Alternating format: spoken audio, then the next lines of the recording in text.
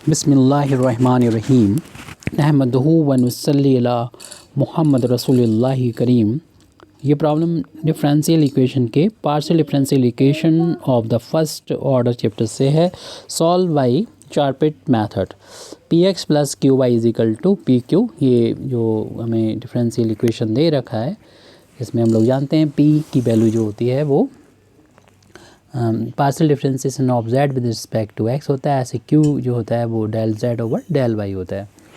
तो इस तरीके की प्रॉब्लम को चारपेट मेथड से सॉल्व करना है, तो हम इसको सबसे पहले तो डिनोट कर देते हैं, फंक्शन एफ से डिनोट कर देंगे और एफ़ के इक्विवेलेंट मान लेंगे और इस राइट हैंड साइड में ज़ीरो बना देंगे। इस पी क्यू को लेफ़्ट में ले जाएंगे, यानी पी इक्विवेलेंट होगा P X plus Q Y और माइनस का हो जाएगा ये पी क्यू। इसको हमने ट्रांसपोज किया राइट हैंड साइड में, यानी ज़ीरो आ गया और इसको इक्वेशन नंबर 1 डाल के इसी तरीके से हम इसको लिख देंगे। इसके बाद हम चारपेट एक्सिलरी इक्वेशंस, एक फार्मूला है जिसको आपको याद रखना होगा, इसका यूज़ करेंगे। यहाँ पर लिख देते हैं चारपेट्स एक्सिलरी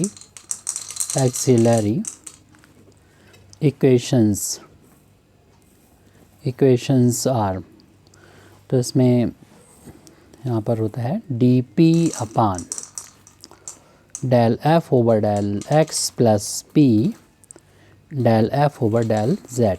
जिस तरीके से डी पी होता है इसी तरीके से डी क्यू होता है। उसमें अगर एक्स है तो यहाँ पर del F over del Y होगा, प्लस वहाँ पर पी है तो यहाँ पर क्यू होगा del F over del Z, तो वैसे ही होगा।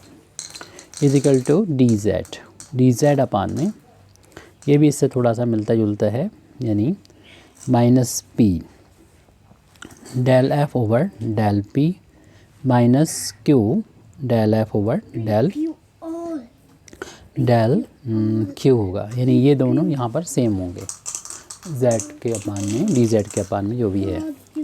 अब लिखते तो हम लोग सभी हैं, ये सारे रेशो ज़रूरत किसकी पड़ती है, कितने की पड़ती है, वो डिपेंड करता है हमारा क्वेश्चन किस तरीके का है और कैसे हम इसको सॉल्व कर लेते हैं। और डी एक्स अपान था minus del F over del P और डी वाई है अपान में minus del F over del Q. ज़्यादातर प्रॉब्लम इतने से सॉल्व हो जाती है। अब हमें यहाँ पर वैल्यू पुट करना है, जो डी पी अपान, यहाँ पर देखिए एफ़ हमारे सामने लिखा हुआ है और इस एफ़ की जो वैल्यू है इसको हमें एक्स के रिस्पेक्ट में पार्शियली डिफ्रेंशिएशन करना है। एक्स के लिए बाकी सभी जो है वो कांस्टेंट होंगे, तो इनका डिफ्रेंशिएशन जिसमें एक्स नहीं आ रहा तो इसका ज़ीरो हो जाएगा। इस टर्म का जब डिफ्रेंशिएशन करेंगे तो आपको मालूम है एक्स का कोफिशिएंट जो पी है उसे बाहर लिख लिए और एक्स का तो डिफ्रेंशिएशन 1 हो जाएगा। प्लस का साइन है पी है और इसी तरीके से फिर हम इसको जेड के रिस्पेक्ट में डिफ्रेंशिएशन करेंगे। और इस टर्म देखने कोई भी जेड है नहीं, क्योंकि पार्शियल डिफ्रेंशिएशन है, तो पार्शियल डिफ्रेंशिएशन में हम लोग जानते हैं जेड ही वेरिएबल होगा, बाकी सब कांस्टेंट कंसीडर किए जाएंगे और उसका डिफ्रेंशिएशन 0 हो जाएगा। इक्वल का साइन लगा लीजिए, ये वाला यहाँ पर लाइन ये वाली यहाँ तक रहेगी, फिर इक्वल का साइन है, फिर ये वाली लाइन यहाँ शुरू हो रही है, ये वाली डी क्यू के अपान में del F over del Y. यहाँ पर हम वाई के रिस्पेक्ट में इस एफ़ को डिफ्रेंशिएशन करेंगे वाई के रिस्पेक्ट में, तो वाई ही वेरिएबल होगा, बाकी कांस्टेंट होगा। इसमें वाई नहीं है तो 0 हो जाएगा, इसका डिफ्रेंशिएशन इसका भी 0 हो जाएगा। इस टर्म का ही करना होगा क्योंकि क्यू इनटू में है, कांस्टेंट का ट्रीट होगा और वाई के रिस्पेक्ट में डिफ्रेंशिएशन 1 हो गया। फिर प्लस का साइन अप्लाई करने के बाद क्यू और इसी एफ़ का जेड के रिस्पेक्ट में, क्योंकि जेड का कोई टर्म नहीं अभी देखा था हमने, इसका डिफ्रेंशिएशन 0 हो चुका है। यही वैल्यू सेम यहाँ पर लिखी होती है। इजिकल टू फिर हम लोग लिखते हैं डी जेड अपान, अगर ये डायरेक्ट डिफ्रेंशिएशन करने में दिक्कत हो रही तो आप लिख लेंगे अलग साइड में, आपको लिख देंगे और इसको पी के रिस्पेक्ट में डिफ्रेंशिएशन कर देंगे। जैसे कि हम आपको यहाँ पर सॉल्व करके दिखा देते हैं। तो एफ़ की वैल्यू आपकी थोड़ी बड़ी भी होगी इससे। एफ़ की वैल्यू दे रखी है इक्वेशन नंबर 1 में P X plus Q Y minus P Q. अब इसको हमें डी जेड के अपान में जो लिखा हुआ था, यानी del F over del P find करना है। तो यहाँ पर पी के 2 टर्म हैं, इसलिए हम इसको करके भी दिखा देते हैं। तो यहाँ पर जो है जब p के रिस्पेक्ट में करेंगे तो p के लिए x कांस्टेंट होगा तो x बाहर ले लेंगे, p का p के रिस्पेक्ट में डिफ्रेंसिएशन 1, इस टर्म का डिफ्रेंसिएशन 0 हो जाएगा। और यहाँ पर जब डिफ्रेंसिएशन p के रिस्पेक्ट में करेंगे तो q इंटू में है माइनस q बाहर ले लिया p का, तो p के रिस्पेक्ट में डिफ्रेंसिएशन 1 आ चुका है। अब देखेंगे ये दो टर्म यहाँ पर हमारे पास बचे हैं, उनको अब हम यहाँ पर लिख देंगे, यानी x इंटू 1x हो जाएगा और इसके बाद यहाँ पर q इंटू 1 q हो जाएगी, यानी माइनस का q इतना आ गया। और इसी तरीके से हम जो दूसरी वैल्यू है यानी डेल f ओवर डेल, जिसकी वैल्यू तो हमने फाइंड कर ली, del f over del p, del f over del q की वैल्यू भी यहाँ पर फाइंड करके आपको दिखा देते हैं, क्योंकि ये तो हमारे पास f की वैल्यू है, इसी का हमें डिफ्रेंशिएशन करना है q के रिस्पेक्ट में डेल q। तो इस देख रहे हैं q यहाँ पर नहीं है, तो ये टर्म तो 0 हो जाएगा। और इस टर्म का डिफ्रेंशिएशन q के रिस्पेक्ट में करेंगे तो यहाँ पर देख रहे हैं कि q का कोफिशिएंट है y और q का q के रिस्पेक्ट में डिफ्रेंशिएशन 1 हो गया, माइनस यहाँ पर q के रिस्पेक्ट में कर रहे हैं डिफ्रेंशिएशन, पार्शियली डिफ्रेंशिएशन है तो q के लिए p कांस्टेंट है तो माइनस p बाहर ले लें, q का q के रिस्पेक्ट में 1 हो गया। इस तरीके से y माइनस का p बचा हुआ है, ये सिमेट्रिकली भी ये वैल्यू मिल गई है। इन वैल्यूज़ को पहले हम यहाँ पर पुट कर देते हैं, फिर बाद में और भी जो पार्शियल डेरिवेटिव होंगे वो उनको फाइंड करेंगे। तो माइनस p को यहाँ पर लिख देते हैं, उसके बाद में ये वैल्यू जब भी फाइंड की थी 5 से देख लेंगे और यहाँ पर लिख देंगे, यानी x माइनस का q, फिर उसके बाद माइनस का साइन है q है और del f over del q की वैल्यू जो भी फाइंड की है इसको लिख देंगे, यानी y माइनस का p है। फिर उसके बाद हमारा dx अपान में इस f का p के रिस्पेक्ट में डिफ्रेंशिएशन, और ये तो हम अभी फाइंड करके ही आ रहे हैं, यही वैल्यू है del f over del p, इसी वैल्यू को लिख देंगे। और इससे पहले माइनस साइन है, उस साइन को यहाँ पर अप्लाई कर देंगे और इस वैल्यू को लिख देते हैं x माइनस का q। इसी तरीके से इस वैल्यू को भी नहीं फाइंड करना है, माइनस लगा देंगे, अप्लाई कर देंगे और इसकी वैल्यू है y माइनस का p।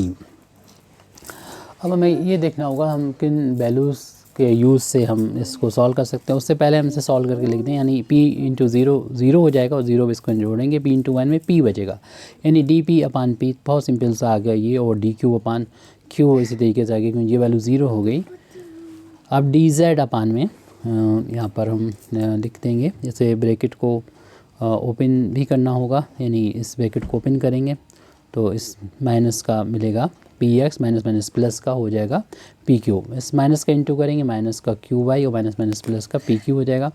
और डी एक्स अपान में माइनस एक्स माइनस का क्यू और डी वाई अपान में माइनस का Y minus P, as it note कर लिया, इसमें कोई भी चेंज ही नहीं है। जो चेंज हुआ था वो आपको देखा कि ये शुरुआत वाले जो टर्म थे उसमें ही चेंज हुआ है, और यहाँ पर थोड़ा सा काम बाकी रह गया। पी क्यू के ये दो टर्म्स हैं, इनको लाइक टर्म हैं, दोनों को ऐड कर लेंगे और बाकी सब तो हम एज इट लिख देंगे, यानी डी पी अपान पी हो जाएगा और डी क्यू अपान क्यू हो जाएगा।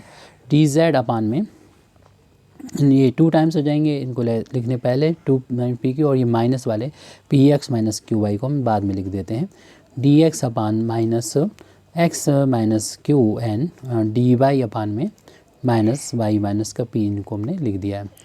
अब देख रहे हैं कि हम आसानी से अगर हम देखें कि इन दोनों को ले लेते हैं तो एक की और क्यू में रिलेशन हमें बहुत आसानी से मिल जाएगा, जिसको हमें रिक्वायरमेंट हमको रहती है इस मेथड में। तो शुरू के 2 रेशियो को अगर ले लेते हैं तो लिख देते हैं कि फ्रॉम जो 2 फ्रैक्शन हैं in from first and second fraction, तो इन रेशियो से इन फ्रैक्शन से ले लिया, तो हमको जो मिलेगा उसको हम यहाँ पर लिख लेते हैं अगले पेज पर। तो ये था हमारा D P upon P is equal to D Q upon Q. अब इसको सॉल्व करने के लिए आपको मालूम है कि इंटीग्रेट अगर कर देंगे तो लिख दें कि ऑन इंटीग्रेशन, तो जिसके रिस्पेक्ट में करना वो पहले से लिखा, 1 का इंटू मान सकते हैं 1 अपान पी का, पी के रिस्पेक्ट में डिफरेंस इंटीग्रेशन क्या होता है, ऐसे ही 1 का इंटू मान सकते हैं 1 अपान क्यू का, क्यू के रिस्पेक्ट में डिफ्रेंसिएशन।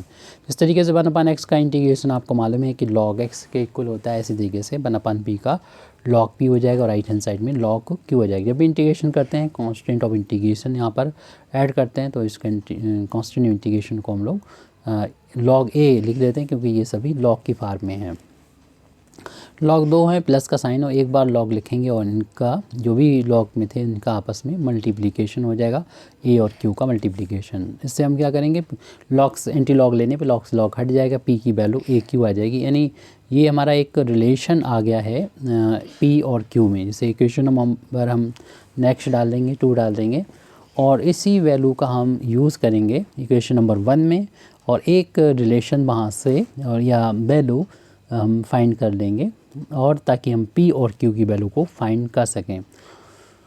तो इसका हमें यूज़ करना है इक्वेशन नंबर 1 में हम P की वैल्यू पुट कर देते हैं, putting this value in equation number 1, जहाँ पर f है यानी f की वैल्यू है, f नहीं लिखेंगे यानी ये टोटल यहाँ पर ये इक्वेशन इतना है, इसमें हम p की वैल्यू लिख देंगे। तो इसी वैल्यू को हम यहाँ पर दिखाएंगे आपको। तो p की जगह पर लिख देना है ए क्यू लिख देना, उसमें मल्टीप्लाई हो रहा था x से, फिर उसके बाद में क्यू बाई ऐसे लिख दीजिए और p की जगह पर हम ए क्यू लिख देना, q मल्टीप्लाई में था, राइट हैंड साइड में 0। पूरे इक्वेशन को q से हम डिवाइड कर सकते हैं क्योंकि q की वैल्यू 0 के बराबर नहीं है। ऐसे ये सिंपल हमारा एक वैल्यू मिल जाएगी कि इसको 0 क्योंकि हमने q से पूरे डिवाइड कर दिया, जैसे सिंपल एज दैट। और 0 q के बराबर, q 0 नहीं होता है। अब हम यहाँ से आसानी से वैल्यू फाइंड कर लेंगे q की वैल्यू। इसको ट्रांसपोज कर देते हैं हम, यानी ये मिलेगा हमारा ax plus Y is equal to A Q मिलेगा। इससे q की वैल्यू हमें मिल जाएगी, q की वैल्यू मिल जाएगी। और देखें इक्वेशन नंबर 2 को, ए क्यू ही p है तो इसे p की वैल्यू ये p के ही इक्वल आ गया। This simple as that p जो कि हमें मालूम था a q था और ए क्यू की वैल्यू ये आई है और यहाँ से अगर q की वैल्यू निकालें तो डिवाइड करना होगा a को, यानी ये वैल्यू इक्वेशन नंबर 2 से है। तो हम q की वैल्यू यहाँ से फाइंड कर रहे हैं, दिस सिंपल एज दैट। तो अपान में कर देंगे हम a को, यानी ax प्लस वाई अपान में a हो जाएगा और p की वैल्यू जो कि इक्वेशन नंबर हम देख रहे हैं इक्वेशन नंबर 2 से ये वैल्यू मिल रही है। तो ये वैल्यू इक्वेशन नंबर 2 में देख रहे हैं कि ए क्यू के इक्वल और q की वैल्यू, यानी ए क्यू की वैल्यू हमारे पास ये है, या आप q की वैल्यू रखेंगे ए से कैंसिल हो जाएगी, ये वैल्यू हमें मिल जाएगी ए एक्स प्लस वाई। इस तरीके से हमने देखा कि p की वैल्यू तो मिल गई ए एक्स प्लस वाई और q की वैल्यू मिल गई है A X plus Y upon A. इन a और p की वैल्यू का हम यूज़ करते हैं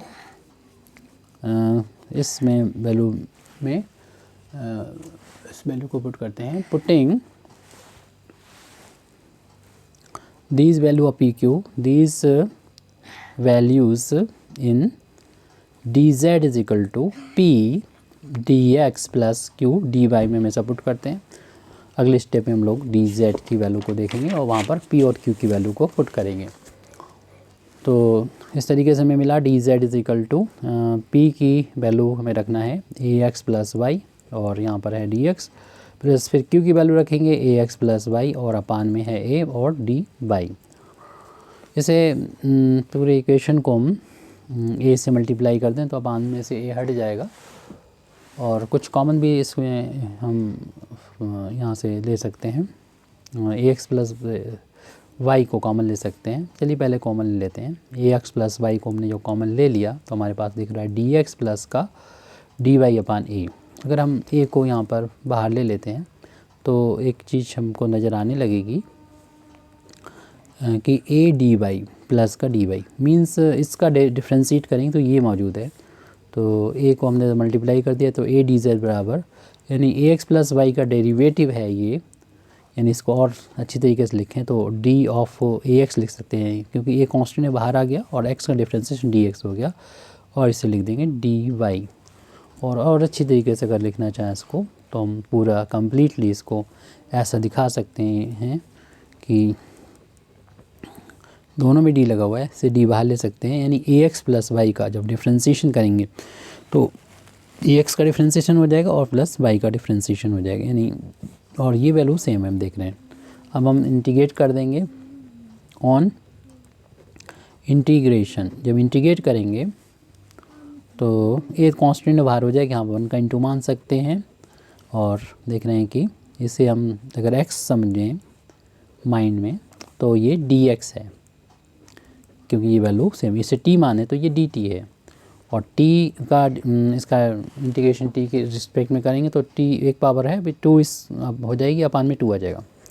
तो इसका इंटीग्रेशन करेंगे तो इसमें ऐसे ही करना है हमें, एक 1 का z के रिस्पेक्ट में डिफरेंस इंटीग्रेशन z हो जाएगा, इसका इंटीग्रेशन हो जाएगा ax प्लस वाई की पावर 2 हो जाएगा, अपान में भी 2 आएगा, और एक कांस्टेंट इंटीग्रेशन यहाँ पर ऐड करेंगे जो कि b होगा।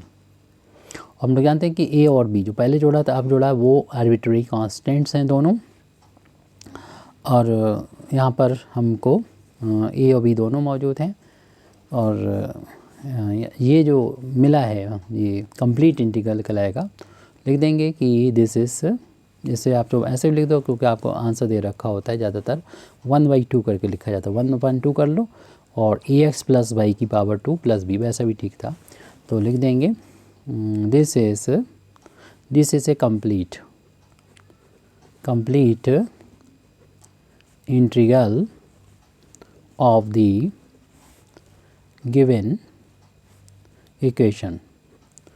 और इसको हम इक्वेशन नंबर यहाँ पर हम अभी तक डाल चुके थे, 2 इक्वेशन डाल चुके थे, अब इक्वेशन नंबर से 3 डाल देंगे क्योंकि हमें जनरल इंटीग्रल भी फाइंड करना होगा। तो इसके लिए हम ये इक्वेशन जो मिला है इसको, जो आर्बिट्रेरी कांस्टेंट है a, उसके रिस्पेक्ट में डिफ्रेंशिएट कर देंगे, और यहाँ पर उससे पहले इक्वेशन नंबर हम जो 3 है उसमें हम यानी ये लास्ट में जो इक्वेशन आया है इसे पुट कर देंगे अगर हम चाहते हैं जनरल सॉल्यूशन। तो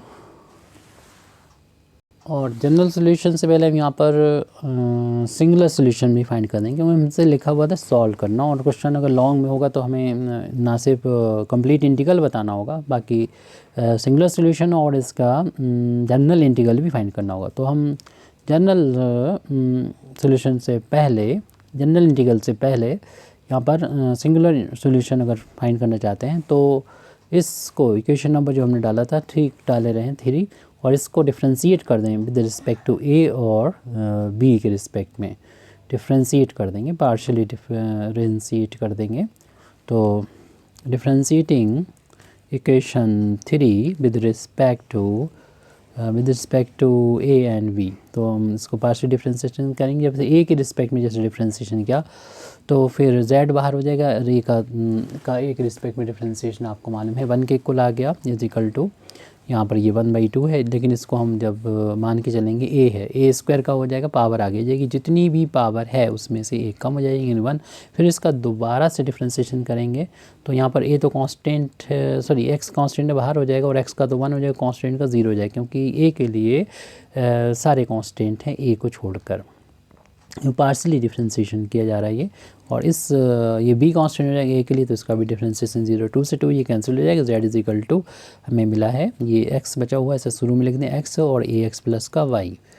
और फिर अगर ये रिज़ल्ट और इसके साथ साथ जब हमने a के रिस्पेक्ट में डिफ्रेंशिएशन किया और उसके बाद हम b के रिस्पेक्ट में जब डिफ्रेंशिएशन करेंगे, दोनों से इसे डिफ्रेंशिएशन करेंगे तो लेफ़्ट हैंड साइड में देख रहे हैं कि ये वैल्यू जो भी है वो कांस्टेंट है b के लिए, क्योंकि इसमें b नहीं है तो 0 हो गया, और ये वैल्यू भी कांस्टेंट है तो ये भी 0 हो गया।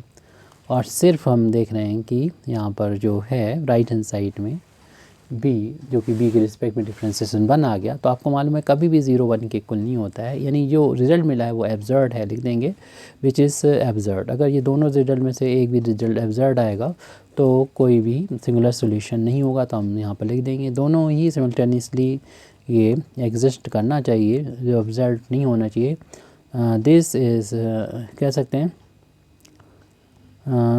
There is no singular solution, यहाँ कोई भी सिंगुलर सॉल्यूशन नहीं है, सिंगुलर सॉल्यूशन ऑलवेज एग्जिस्ट नहीं करता है। अब हम यहाँ पर जो फाइंड करना चाहते हैं जनरल अगर इंटीग्रल, तो हमें पुट कर देना चाहिए, पुटिंग b को फंक्शन मान लेना चाहिए a का, v is function of a, और ये वैल्यू रखना है इन इक्वेशन नंबर 3 जो माना था उसमें, तो वो चल रहा था A Z is equal to 1/2 A X plus Y का होल अब स्क्वायर और प्लस बी था, और B is function of A. तो इसको हमने इक्वेशन नंबर 4 डाल दीजिए, और अगर हम चाहते हैं जनरल इंटीग्रल तो ए जो यहाँ पर आर्बिट्री कांस्टेंट बचा हुआ है इसके रिस्पेक्ट में इसको ही पार्शली डिफ्रेंशिएट हम लोग कर देंगे। तो इसको डिफ्रेंशिएट देन करेंगे, differentiate equation 4 with respect to a partially, तो हम देखेंगे z कांस्टेंट है और ए का ए के रिस्पेक्ट में डिफ्रेंशिएशन बन हो गया। 1/2 कांस्टेंट बाहर ले लेंगे, इसको ए मानते हुए ए स्क्वायर का क्या होता है पावर आगे जाएगी, जितनी भी पावर है उसमें से एक कम हो जाएगी यानी 1, और ये चूँकि ए नहीं था इसलिए इसका दोबारा करेंगे तो x कांस्टेंट है बाहर ले लेंगे ए के लिए, तो ए का 1 हो जाएगा और कांस्टेंट यानी y का 0 हो जाएगा, क्योंकि ए के रिस्पेक्ट में पार्शियली डिफ्रेंशिएशन कर रहे हैं तो ए के लिए x और y कांस्टेंट थे। यहाँ इनटू में था तो बाहर हो गया x, लेकिन अगर अकेला कांस्टेंट मिलेगा तो वो 0 हो जाएगा। फिर प्लस का साइन है और यहाँ पर फंक्शन क्योंकि ए का ही है तो इसका डिफ्रेंशिएशन डेरिवेटिव 5-a आ जाएगा। 2 से 2 कैंसिल हो गया, z इज इक्वल टू आ जाएगा, ये x शुरू में लिख दें x और ax प्लस y था यहाँ पर, और ये जो हो जाएगा 5a आएगा। हमें हमें सॉल्व नहीं करना है, इक्वेशन नंबर 5 डाल के बता दें कि इक्वेशन नंबर हम आप 4 और 5 से a को एलिमिनेट कर लीजिए और रिक्वायर्ड जनरल इक्वेशन को फाइंड कर दीजिए। तो इसी चीज़ को हमें लिखना है last line, hence eliminating a we get from कहाँ से, from equation 4 and 5 we get the required general integral. तो जनरल इंटीग्रल भी हमने फाइंड कर लिया है, कंप्लीट इंटीग्रल भी फाइंड कर लिया है और सिंगुलर सॉल्यूशन के बारे में भी बता दिया। इस तरीके से हमारी ये प्रॉब्लम कंप्लीट हो जाती है। Thank you very much Indeed for listening me व आखिर दावाना अल्हम्दुलिल्लाहि रब्बिल आलमीन।